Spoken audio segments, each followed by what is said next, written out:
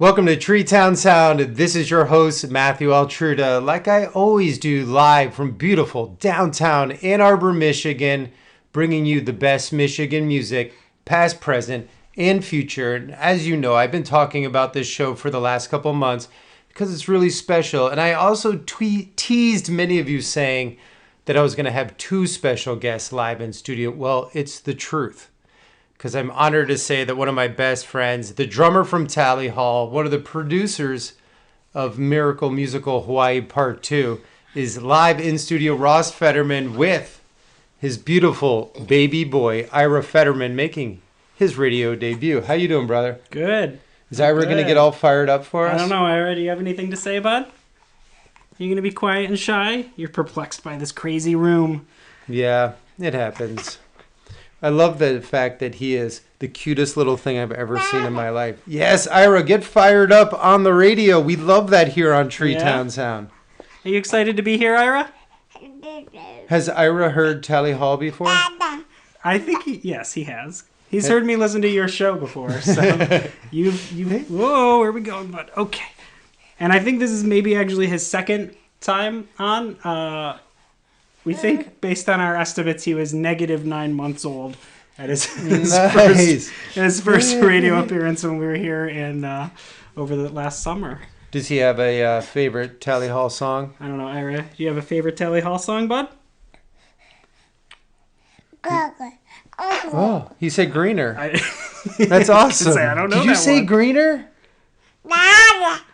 I think that's a yes. Maybe. I think that's a yes for Greener. A yes. So we're going to be celebrating the 20-year anniversary of Tally Hall, the 10-year anniversary of Hawaii Part 2. Both of these artists are basically all of the Tally Hall crew, but they're not one and the same by any means. So we're going to dive deep into that. I asked people to tweet me questions. We're going to follow up with all of those. Ira, do you have anything you want to add before we play Uncle Theo and Vulfpeck? Yes! Of course. Of course. Okay. All right, so this is bud. what we're going to do now. We're going to play some Vulfpeck while Ross changes a diaper. I'm going to play this for you when you're older. This is good. All right, this is the brand new Vulfpeck featuring our very favorite. I mean, we love them all. I shouldn't say very favorite, but he is our very favorite. Theo Katzman on vocals. This is Vulfpeck with All That's Left of Me Is You.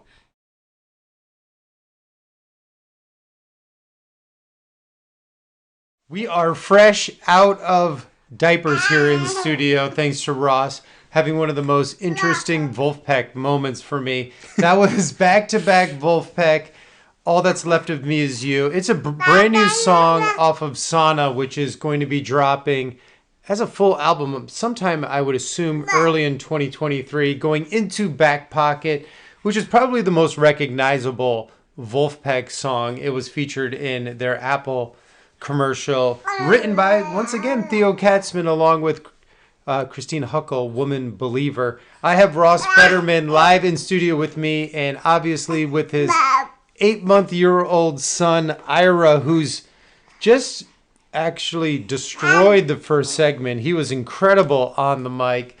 Ross, are you holding up okay? Is this the most pressure you've ever had on a radio show? I think so. It's a lot to juggle.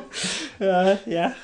Seems like a good idea. Seems like a good idea. So I tweeted out to people to ask some questions, and it's going to help lead up into this next song.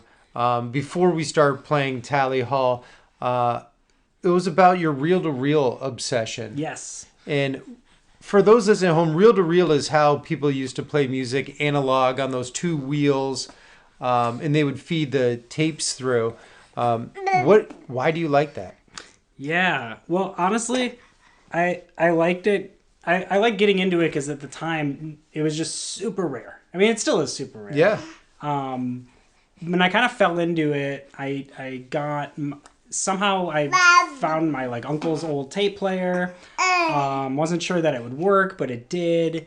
And I honestly thought these were only for people doing home recordings and things like that.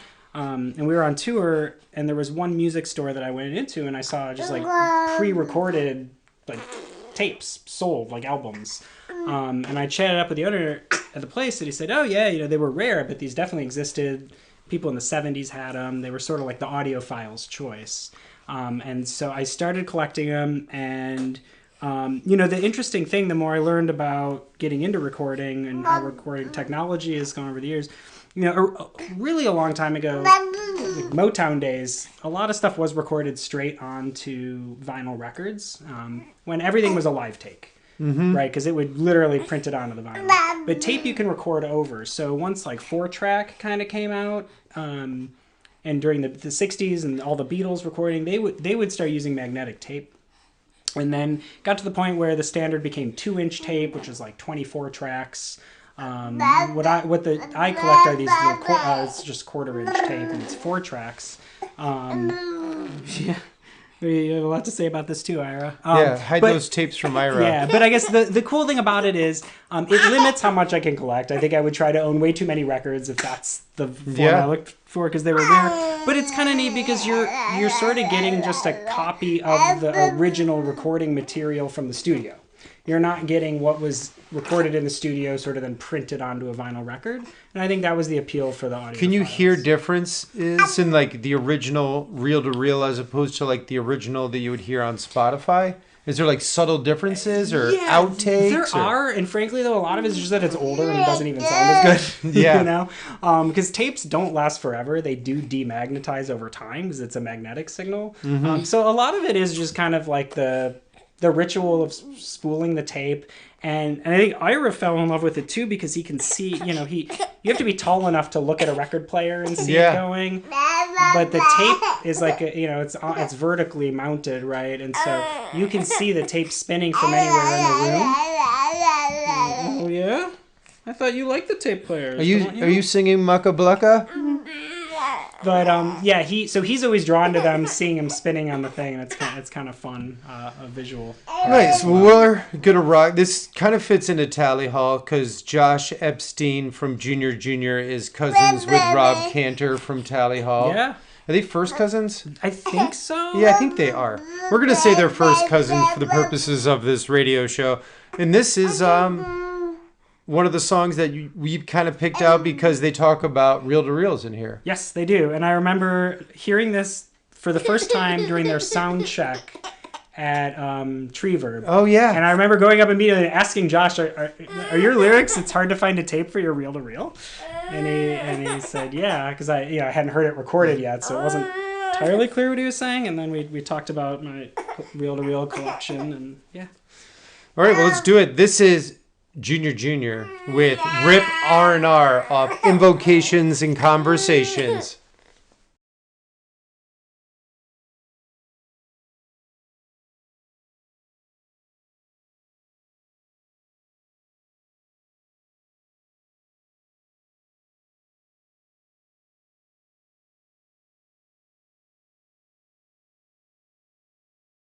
We're coming out of Rip R&R by Junior Junior, which gives a special shout out to the reel-to-reel into a Tally Hall song because I have Ross Federman here live in studio on Treetown Sound, who is the drummer from Tally Hall, one of the producers of Miracle Musical Hawaii Part 2. And we're going to get more into that. That last song was Spring and a Storm. Over the years, I've always called that song Spring and the Storm, which is not correct. So I just want to make note for everyone at home that was the first time I pronounced that song correctly. Not the definitive storm. Not the. It's kind of like Marvin's Marvelous Mechanical Museum. Marvelous Marvin's Mechanical Museum. Right, it's the museum that's marvelous. The museum. Not that Marvin was not marvelous himself, but... Yeah, I've done that over the years on this show so many times. Well, it's funny because shorthand, it was always Marvelous Marvins. Marvelous Marvins. So yeah. I think... That's really what it is. It's an understandable sort of right. flip-flopperoo there. Ha! For all those people calling me out. Ira's on his bottle now, so we're smooth sailing for the rest of the show. We're going to come back from this break, and we are going to dive deep into the story of Hawaii Part 2. You're listening to Matthew Altruda and Ross Federman on Ann Arbor's 107.1.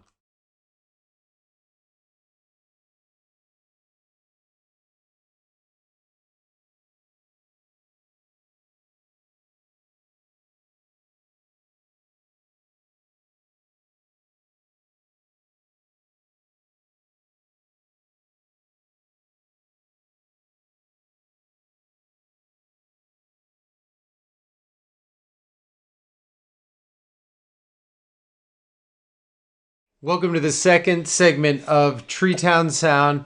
Ira's back on his bottle, but I have his dad, the drummer from Tally Hall, live in studio, and one of the producers of Miracle Musical. That last song we just heard was Isle Unto Thyself. Ross, I've seen throughout the years a lot of people not understanding Miracle Musical Hawaii Part 2 because I think from the creation of it, it was always meant to be a little bit confusing. I don't know that it was necessarily meant to be confusing. That'd be kind of a Joe question. Who was the original? But it wasn't really promoted. It's not like Tally Hall was like, here's this or... No, I mean, it definitely came up organically. You know, my experience with it was that Joe had this batch of songs and began sending me demos and was more or less asking what I thought about them. Was I interested in helping, kind of work on them, contribute to them? And from there, it really turned into a team of Joe, Bora, and I working to take a lot of these demos and turn it into the sort of coherent album experience that we felt like it really could be. And that required getting contributions from dozens of other artists. So you'll notice there are just all sorts of voices on it, instrumentation by a lot of people. And most of it was all worked on remotely. There were a couple big recording sessions that Bora led with Joe out in LA that I didn't even make it out to. There were some recording sessions that happened on my end with some contributors that, was some subset of people. But really, Bora, Joe, and I were sort of trading session files back and forth in a sort of a way that the Postal Service had really done many years earlier. And shout out to those guys with their tour coming up, and it was very, very exciting. I don't think they ever toured. No, they're coming to Detroit too. So yeah, I'm sure. And they sort of said, hey, look, you could do that. You can make this awesome record in this day and age, or awesome music. And everybody does it now, right? It's become really like standard to sort of piecemeal record things. Buddy. So you basically saying a band could record an album theoretically with all members living all over the country? I see where you're going with this. Is that what you're telling me, Ross? I mean, it is possible. It is possible. We did it for this, yeah. You said there was tons of contributing artists. Would you say that you, Joe, and Bora just basically were the creative team and you helped? Joe, Bora, and I we considered ourselves the producers. I think I was sort of the mixing producer. Bora was the engineer producer, and Joe was primarily the writing producer. But Bora and I contributed to some of the writing as well. Bora and Joe contributed to some of the mixing as well. But it was, I think, the three of us who definitively worked on every single song on that record. So some of the other artists might have been involved in one or two of them. Yeah. I think Vulfpeck does like a similar thing, right? They do. There we go. The bottle has been thrown. Yeah, we dropped our bottle. Okay. Anyway, yeah. So, would you say that Time Machine is your favorite song on the album? I may. Where did that come from? Why Time Machine? I feel like Time Machine might be your favorite one. Okay. Is that not true? I don't know. I don't know that I have a favorite. I love Time Machine, but I love a lot of. I feel like you being a drummer. Yeah. It just Time Machine kind of fits that. Did you contribute to Time Machine? Yeah, of course, but it's not one of the tracks I actually played drums on. Oh, true. It's a drum machine. It's all programs. Did you do the program? I did some of it. Joe did a lot of it. What are some of the songs that you play live drums on? So I only played live drums on Island to Thyself, White Ball, and The Mind Electric. Oh, so the one we just played, Island Unto Thyself. Yeah, that does have live drumming on it. What song do you want to play next from Hawaii Part 2? Like, what are the songs? What is your favorite song? Is it? I don't have one. If you had to pick a song to play on a radio, it's like asking what your favorite. You know this. Come on. No, that's not true. The favorite one to play on the radio. What's your favorite song on this album to play on the radio when you have no choice and have to pick holding your child on live radio? Oh man, I don't know. We have no songs loaded. We're gonna have to talk forever, Ross. Okay. Is there any plans for Hawaii Part 3? No. Has there ever, if with Variations on a Cloud, why was that not on the original album? That's a good question. I don't know. We never really felt like it was part of the the album. Why does it always get pulled off streaming services like every couple of years? That's another good question. I'm not sure I even know the answer to. It's done intentionally just to like take it away? What? I really don't know, to be honest. Is that the variation on the cloud? Meaning like cloud storing services? It's just not there anymore? I never thought about it as cloud data storage, so maybe you're onto something. Yeah, I think that's it. The reason why it's pulled off periodically is because of the variations on the cloud, meaning those storing devices. We're going to do Time Machine. Okay, I'm all for it. Are you all for Time Machine? I'm into it. All right, we're going to do Time Machine. Ross's new favorite song on Miracle Musical.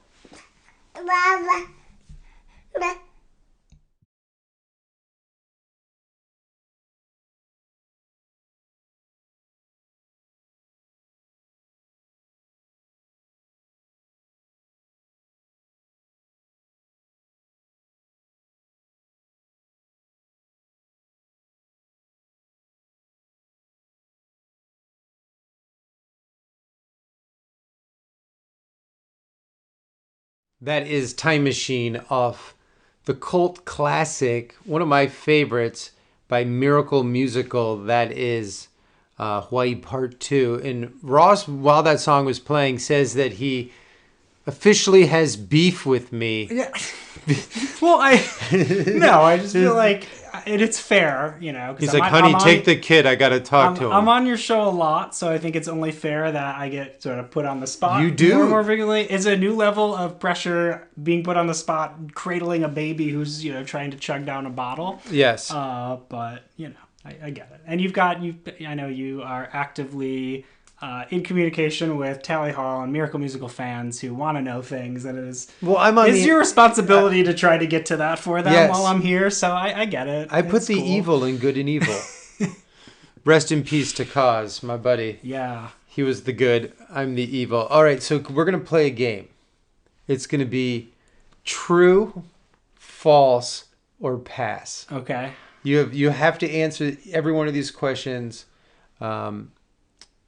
as honestly as you can. Okay. I mean, it sounds like I get a pass, so I don't have to answer any of them. Yeah. Right? Okay. But fine. you know... I know, but everyone will know that I'm passing. It's okay. Anytime in the recent past, let's say like 2 years, we'll say the last year, has there been talks with any members of Tally Hall about doing a third album? True. All right, that's all we needed. Okay. That was easy. That was easy. Yeah, because it is pretty incredible, Ross. I mean, I think for a lot of the people just tuning in now, I mean, Tally Hall has 2.5 million monthly listeners, has an incredibly robust fan base all over the globe. It's truly a phenomenon. Like, you must feel so happy that the songs that you wrote and played with your friends are really touching people's hearts. Like, that's like the ultimate goal of every musician, because we both know once you write a song, you don't own it anymore. It's up to the listener.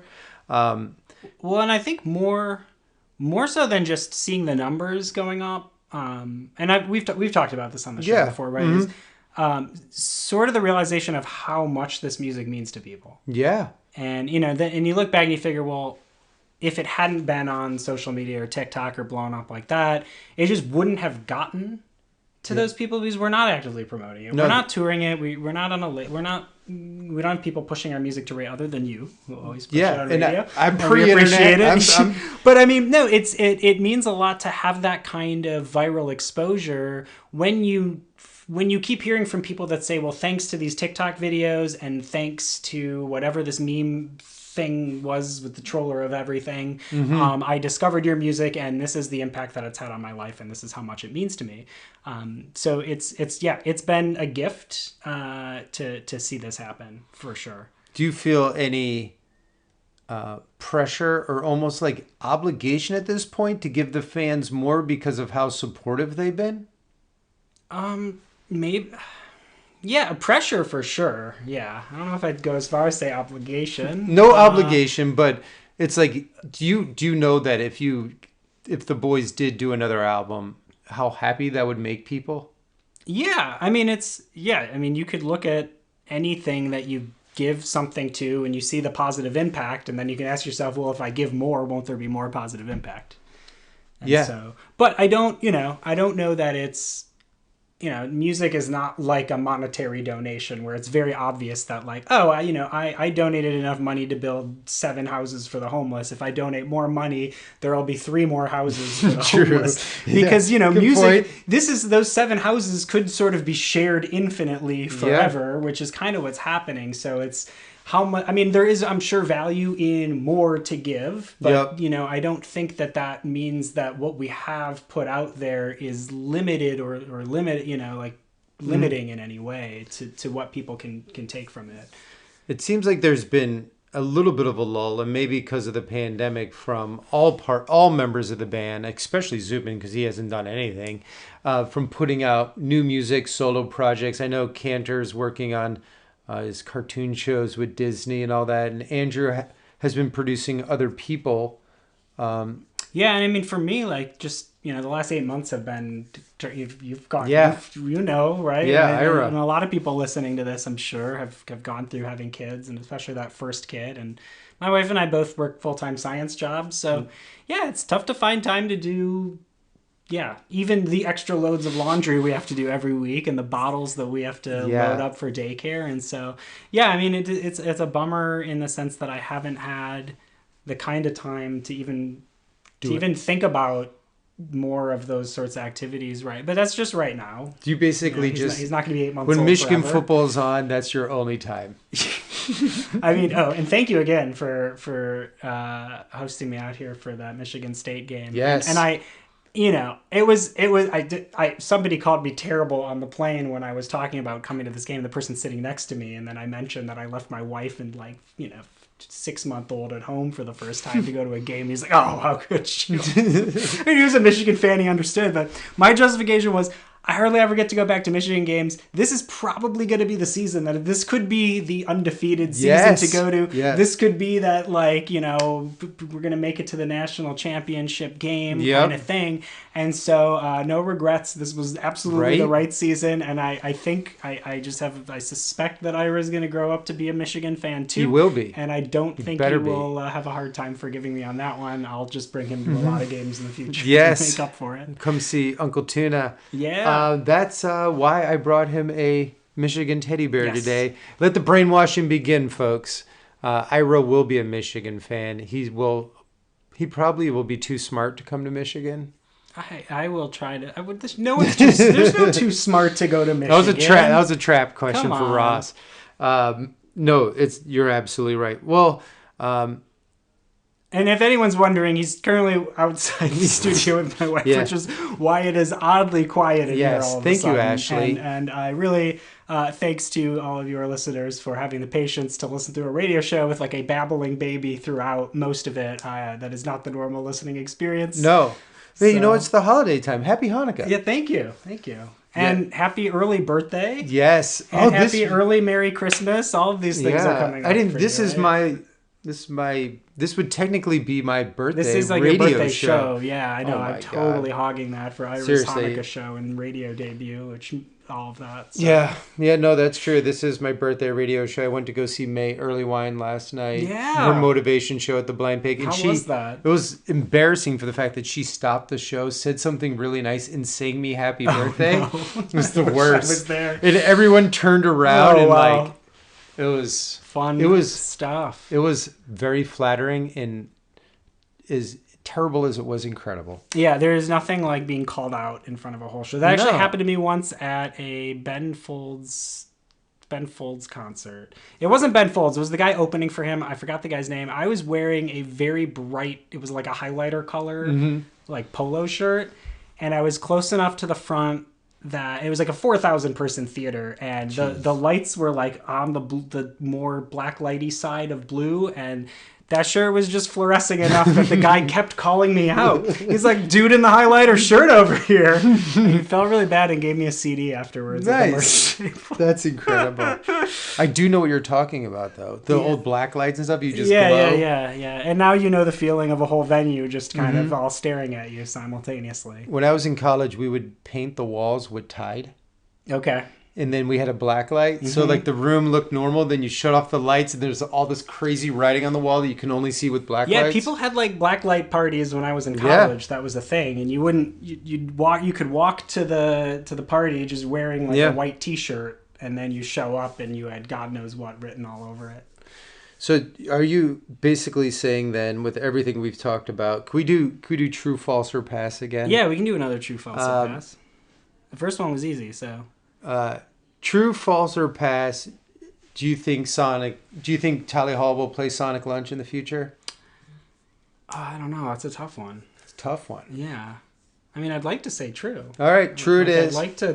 I'd like to think that. I would like to think that, I'd like to think that we will play more shows at some point in our lifetimes, and that one of them will be a Sonic Lunch. Yeah, I think like 10 dates: L.A., Chicago, New York, Ann Arbor, London. Yeah, I mean, it should be. It's not like we haven't thought about these things. Yeah, no, I know. Going back to my answer before, is it true? You know, and I don't think it's any secret. I've already volunteered to tour manage.